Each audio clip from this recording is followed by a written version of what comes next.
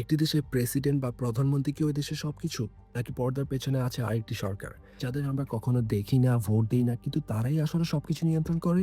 Deep state এখন একটি buzzword. America থেকে শুরু করে তৃতীয় বিশ্বের দেশ, সব জায়গায় ডিপ স্টেট নিয়ে চলছে আলোচনা। আসলেই কি নির্বাচিত সরকারের প্যারালালে দেশ চালায় একটি সুবিধাভোগী শ্রেণী? কল্পনা করুন আপনি একটি কোম্পানিতে নতুন বস হলেন, কিন্তু পুরানো ম্যানেজাররা এতই শেকড় গেড়ে আছে যে আপনি যেই সিদ্ধান্ত নেন না কেন, তারা আস্তে আস্তে সেটি পাল্টে দেয়, আটকে দেয় বা নিজেদের মতো করে বাস্তবায়ন করে। ডিপ স্টেট ঠিক এমনটাই একটি ধারণা।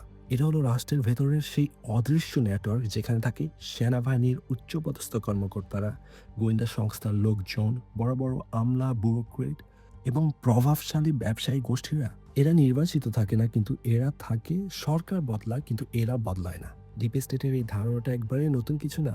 অনেক আগে থেকে রাষ্ট্রবিজ্ঞানীরা বলতেন যে প্রতিটি দেশেই স্থায়ী সরকার থাকে যারা দৃশ্যমান না তাদের থেকে অনেক বেশি শক্তিশালী। ডিপ স্টেট শব্দটা প্রথম আলোচিত হয়েছিল তুরস্কে 1990 দশকে, যেখানে সামরিক বাহিনী, জাতীয়বাদী গোষ্ঠী মিলে পর্দার পেছন থেকে রাষ্ট্র নিয়ন্ত্রণ করত বলে অভিযোগ উঠেছিল। বর্তমান সময়ে পাকিস্তানে আমরা এমন একটি সরকার দেখি যেখানে সেনাবাহিনী ডিপ স্টেট হিসাবে কাজ করে, যেখানে প্রেসিডেন্ট, প্রধানমন্ত্রী এদের থেকেও সেনাবাহিনী যা বলছে তার উপর ভিত্তি করে দেশ পরিচালনা হয়। ডিপ স্টেট ধারণা নিয়ে আন্তর্জাতিক রাজনীতিতে আবার বড় করে আলোচনা আসে বাংলাদেশের 2024 সালের সরকার পতনের পর।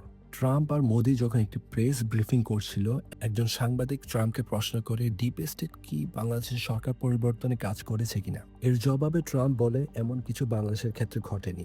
এই উত্তর দ্বারা আদতে আমেরিকান ডিপ স্টেট যে এক্সিস্ট করে এই স্বীকারোক্তিই পাওয়া যায়। বাংলাদেশেও ডিপ স্টেট নিয়ে অনেক আলোচনা হয়েছে। বাংলাদেশের সামরিক বাহিনী, আমলাতন্ত্র এবং কিছু ব্যবসায়ী গোষ্ঠী মিলে এক অদৃশ্য প্রভাব তৈরি করে বাংলাদেশ কাঠামোর উপর।